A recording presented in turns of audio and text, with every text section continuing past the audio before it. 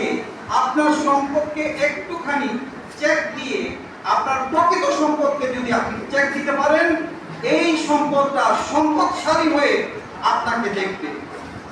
মানে that means আপনি আপনার মুখ উজ্জ্বল করবে, আমাদের মুখ উজ্জ্বল করবে। শুধুমাত্র নবম এবং দশম শ্রেণীর ছাত্রদেরকে একটি কথা বারবার করে বলি, এই 2টি বছর ভেরি ইম্পর্টেন্ট সময়। এই 2টি বছর যদি আপনি আপনার ছেলে মেয়েকে যদি একটু নজরে রাখতে পারেন, কোথায় যায়, কার সাথে মিশে, মোবাইল কতটুকু সময় নষ্ট করে, এই চেক অ্যান্ড ব্যালেন্সের কথাটা বলছিলাম।